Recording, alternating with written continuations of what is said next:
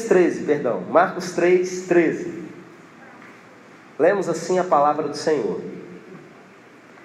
Depois subiu ao monte e chamou os que ele mesmo quis, e vieram para junto dele.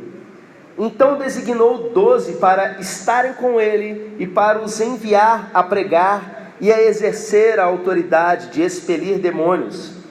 Eis os 12 que designou: Simão, a quem acrescentou o nome de Pedro, Tiago, filho de Zebedeu, e João, seu irmão, aos quais deu o nome de Boanerges, que quer dizer filhos do trovão, André, Filipe, Bartolomeu, Mateus, Tomé, Tiago, filho de Alfeu, Tadeu, Simão, Zelote, e Judas Iscariotes, que foi quem o traiu. Amém? Quem acredita que Deus vai falar com você hoje? Estende a sua mão na minha direção, ora por mim, me abençoa. Peça para Deus me usar para falar contigo.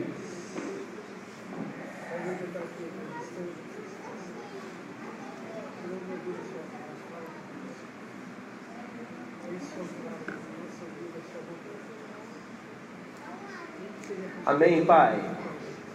Nós cremos que o Senhor é poderoso para falar tudo aquilo que for necessário para nos aperfeiçoar no Senhor, para que o Senhor continue a obra que o Senhor um dia começou em nós. Em nome de Jesus, que seja uma noite de intimidade contigo. Amém. Amém. Irmãos, esse texto que nós acabamos de ler é quando Deus ele escolhe os seus 12 apóstolos. Existiam multidões que acompanhavam Jesus, gente muito sincera, gente muito dedicada muitas vezes, que estavam ali sempre por onde Jesus ia. Em alguns momentos Jesus tinha dificuldade até de descansar, porque as multidões o comprimiam, se ficavam sabendo que ele estava num lugar, todo mundo já corria para lá. Mas eu quero dizer para vocês, meus irmãos, que existe uma diferença, aliás, existem várias diferenças entre multidão e discípulo. E nessa noite eu quero focar em uma dessas diferenças. Multidão vai atrás de Jesus pelas coisas que ele pode fazer.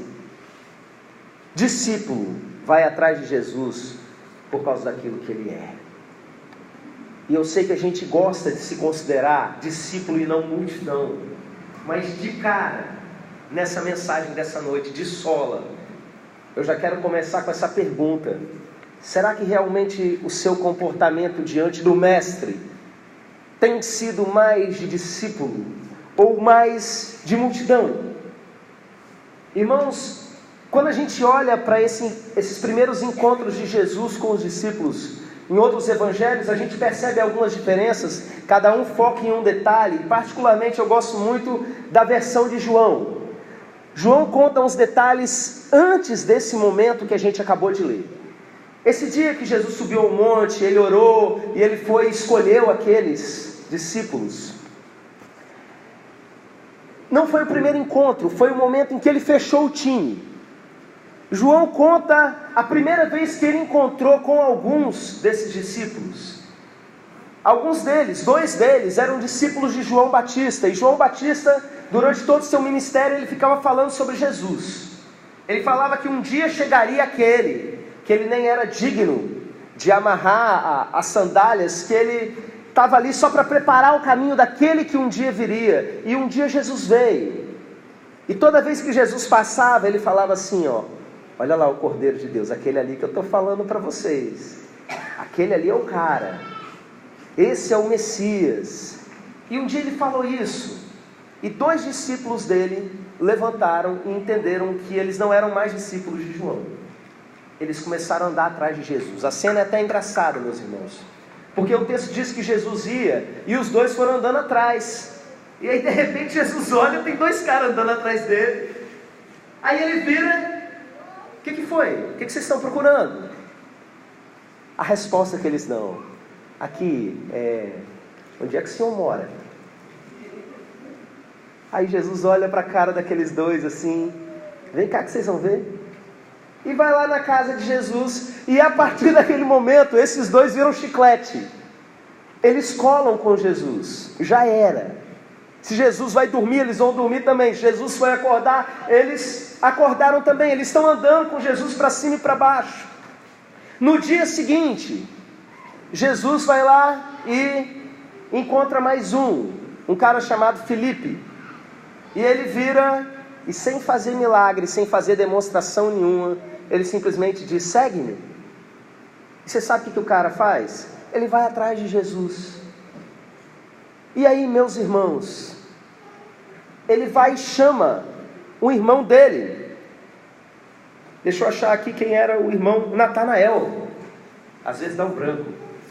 E ele vai lá e vira para Natanael e fala assim: ô Natanael, eu encontrei o Messias, achei, é Jesus de Nazaré. Natanael olha para ele: ah, fala sério, será que pode vir alguma coisa boa lá de Nazaré? Vem cá para você ver. Aí na hora que estão chegando perto de Jesus, Jesus olha para Natanael e fala: ah, tá aí, ó, o verdadeiro israelita, do qual não há dolo. Natanael olha para Jesus: de onde é que o senhor me conhece? Rapaz, antes do Filipe te chamar, eu te vi lá debaixo da figueira. Aí ele começa a fazer, sabe o quê? Ele começa a dizer aquilo que Jesus é: tu és filho de Deus, tu és rei de Israel. Aí Jesus acha até curioso aquilo e fala assim: porque eu falei que vi você debaixo da figueira, você acreditou? Natanael, vai chegar um momento que você vai ver o céu aberto e os anjos de Deus descendo e subindo sobre o Filho do Homem. Sabe o que acontece com Natanael depois desse momento? Cola com Jesus, fica ali grudado em Jesus. O capítulo seguinte já é as bodas de Caná, já é Jesus foi convidado para um casamento e os seus discípulos também. Se Jesus vai para uma festa, vai a galera toda junto.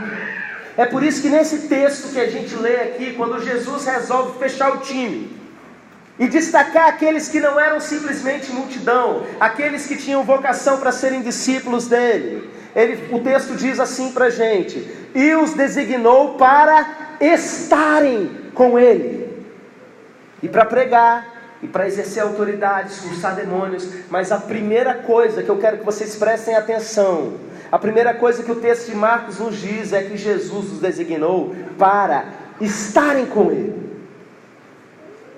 Então, no momento que Jesus fecha o time, a primeira coisa, eles são chamados para estar. Você sabe por quê? Porque a presença é importante. A presença de Jesus é mais importante que o serviço.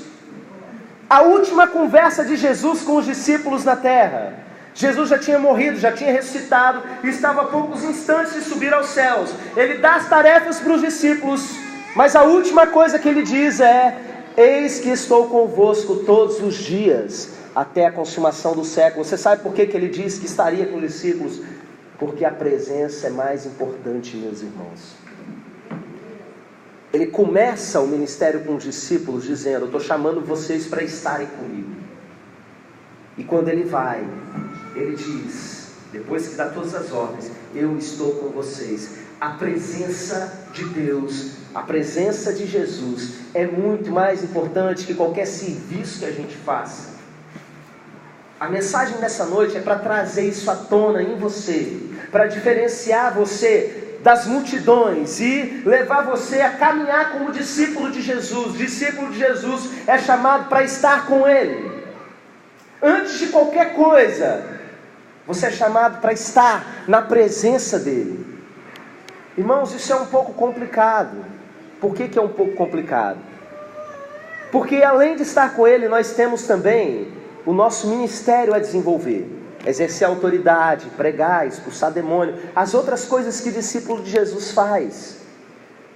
E meus irmãos, um risco que a gente tem é de começar a fazer o serviço e acabar esquecendo da presença. É comum na vida de muita gente, e é por isso que muitos líderes acabam caindo, porque esquecem da presença. Você não pode sufocar a presença, você não pode apagar a presença na sua vida. Você não pode se esquecer que você foi chamado antes de tudo para estar com Ele. A gente aprende, por exemplo, sobre a nossa oração de autoridade, a oração de governo espiritual, o que é algo maravilhoso. E assim a gente começa a conquistar muitas coisas. Olha como a gente tem ido longe como igreja. Quem está aqui há bastante tempo com a gente sabe quanto chão a gente caminhou e venceu tudo na base da oração, governando, entendendo que Deus nos deu autoridade até para parar a chuva, para controlar o clima. Deus nos deu autoridade sobre enfermidades, Deus nos deu autoridade para expulsar demônios. E com isso a gente vai vendo aonde Deus quer fazer alguma coisa, e a gente começa a exercer nossa autoridade nesse sentido. Meus irmãos, a nossa vida de oração, muitas vezes, ela corre o risco da gente focar só nisso, porque a gente vê as vitórias. Eu quero compartilhar com vocês a minha situação. Eu disse para vocês na semana retrasada aqui, que o pastor de vocês não dá comida requentada. Lembram disso? Que toda vez que eu vou entregar uma mensagem, eu realmente me esmero diante de Deus, ainda que fosse na época em que eu estava trabalhando em outra função, lá na escola, eu ficava ainda na hora do recreio, buscando diante de Deus, para realmente saber a revelação que Deus tem para aquele dia, para as pessoas que estarão aqui. Meus irmãos, eu tenho culto de quarta-feira, não é?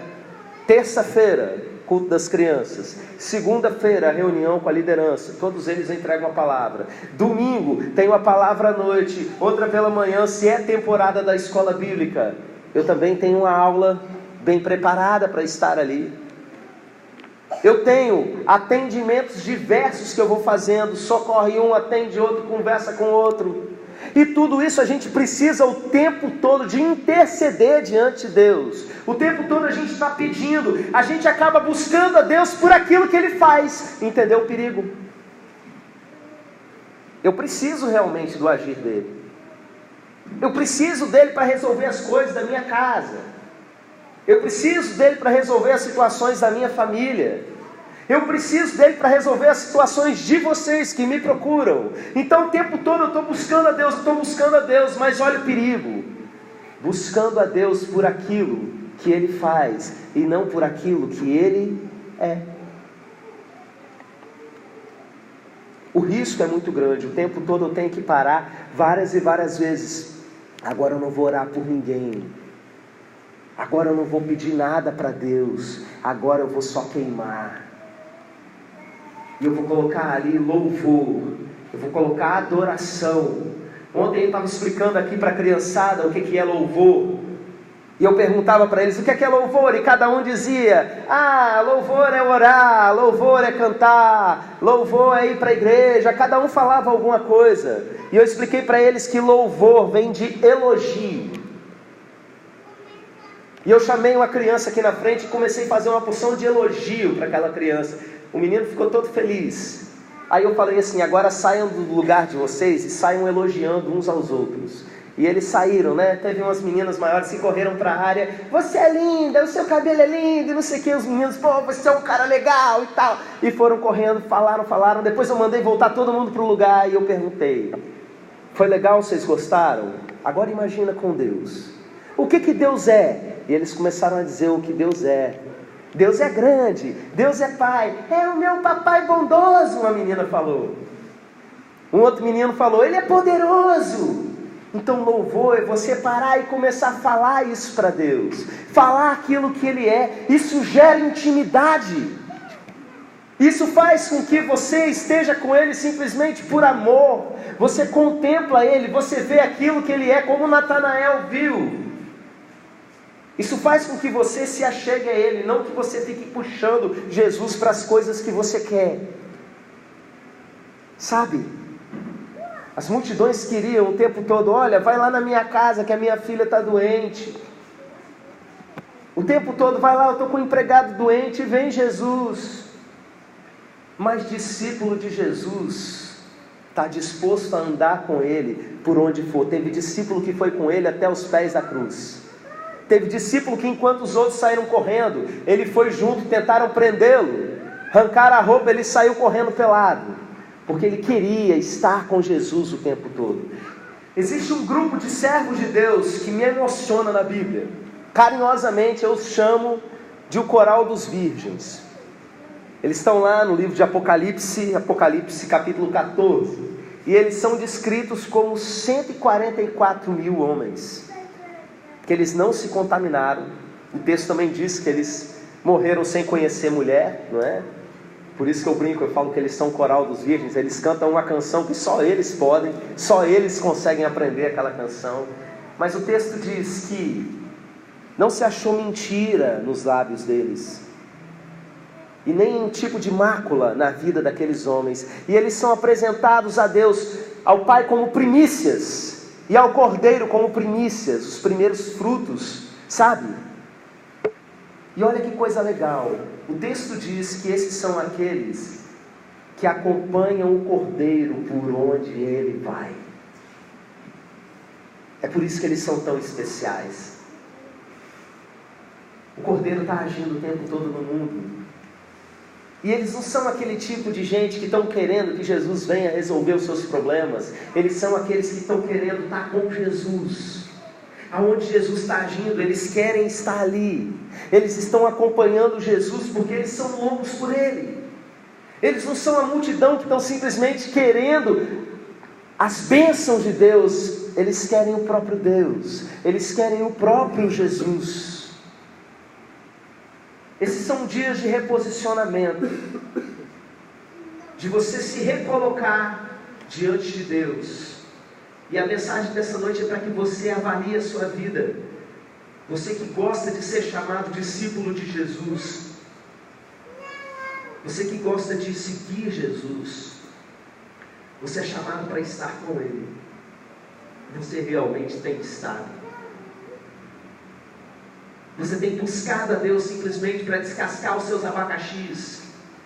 Ou você é aquele que chega diante dele e fica lá um tempão só chamando ele de lindão, de cheiroso, de maravilhoso? Você é alguém que ao longo dos anos desenvolveu intimidade com ele, relacionamento com ele? Ou você continua estagnado como um pedinte, como uma multidão? Gente, multidão vinha a Jesus quando precisava, quando a coisa estava pegando. Multidão, isso ficou muito claro no momento da multiplicação dos pães. Jesus multiplicou pão uma vez, multiplicou pão duas vezes. Quando chegou um momento que eles viram que ele não ia multiplicar mais, e ele começou a falar umas coisas muito pesadas, o que a multidão fez? Deu linha. E assim muita gente faz com Jesus. Dá linha. Quando percebe que ele não está ali para satisfazer as suas necessidades, quando percebe que ele não está ali para fazer a sua vontade, quando percebe que não é sobre você, é sobre ele. Mas discípulo olha para ele e se apaixona. Amor à primeira vista. Onde é que o senhor está morando? É ali que eu quero estar. O senhor vai para uma festa de casamento? Espera aí, Jesus, estou dentro. O senhor vai para o monte orar? Jesus, estou dentro. Coração de discípulo que olha para ele, busca ele por aquilo que ele é. E como diriam as crianças, meu Deus é um Deus grandão. O que ele é para você? Nós vamos encerrar essa mensagem com um reposicionamento. Um apelo que é uma resposta a esse tempo que Deus está nos chamando. Eu quero convidar você a mudar a sua vida de oração. Não estou falando que você não vai exercer mais governo espiritual e todas as coisas que a gente sabe que é poderosa, mas que você vai entender que primeiro você é chamado para estar com Ele, que a sua prioridade é estar com Ele. Eu quero convidar você que quer dizer para Deus, eu estou disposto a isso, eu quero assumir essa posição. Você vai vir para cá e a gente vai adorar o Senhor. Amém? Vamos nos colocar de pé.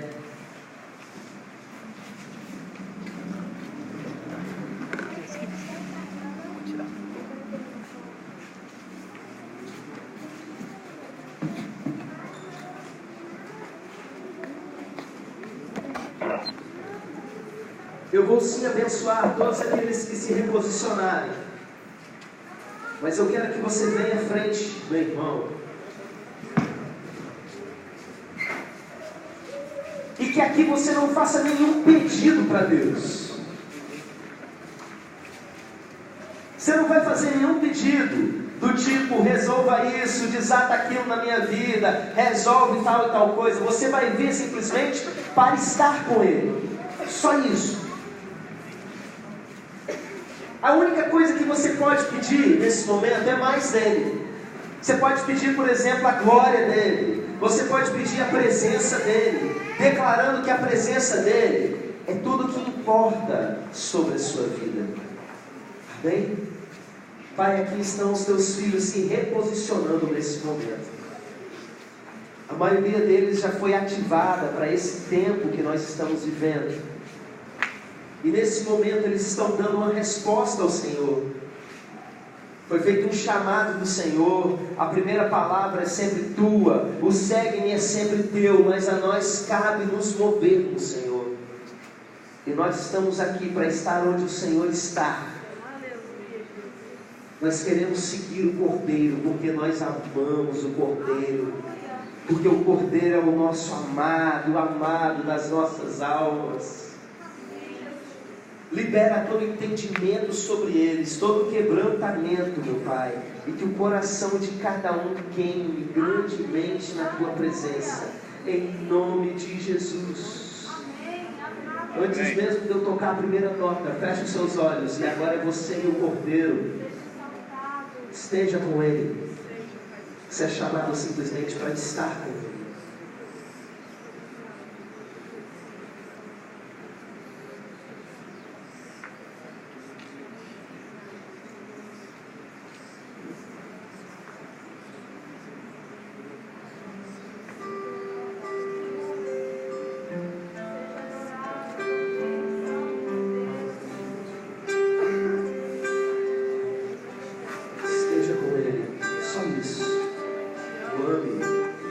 Desfrute da presença.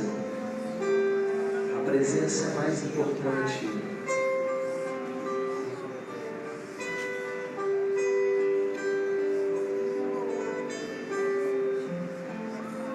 Eu poderia pedir 1 milhão de coisas.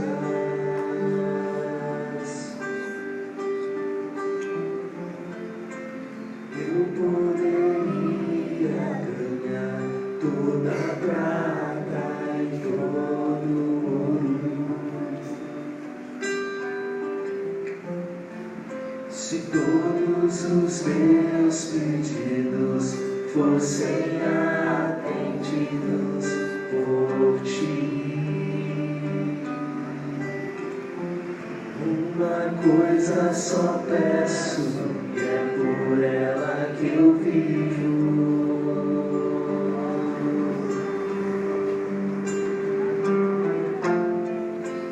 Nada se compara com Tua glória.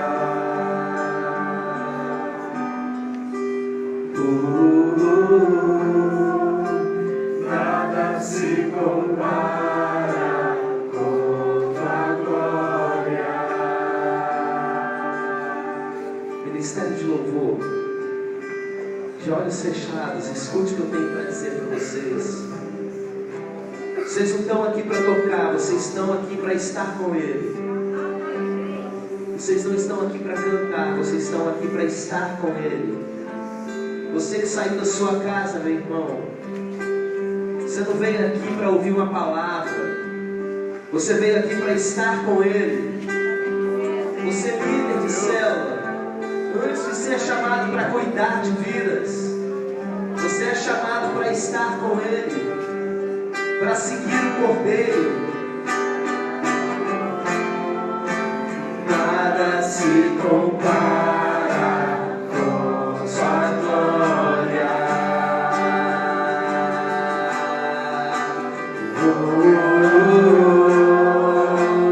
Nada se compara com Sua glória.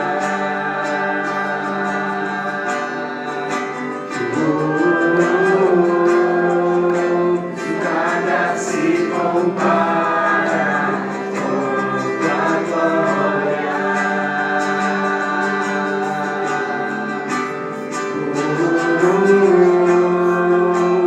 Nada se compara com Tua glória.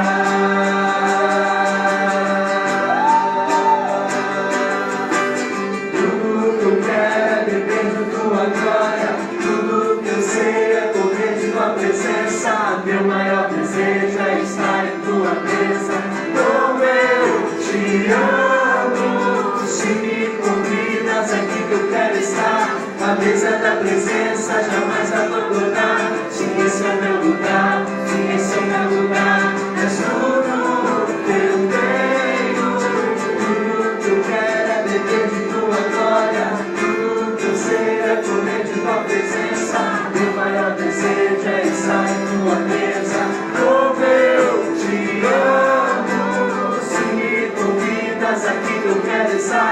na mesa da presença, jamais abandonar. Se esse é o teu lugar, se esse é o teu lugar, és tudo que eu tenho, Deus. És tudo que eu tenho, és tudo que eu tenho.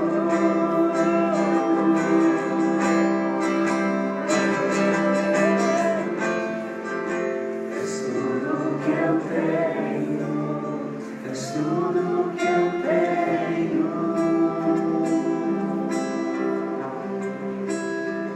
Se reposicione diante dele, fala para ele o que precisa mudar no seu relacionamento com ele a partir de hoje.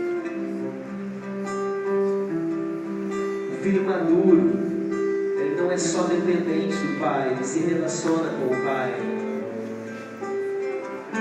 Deus nos chama a um tempo de maturidade, relacionamento.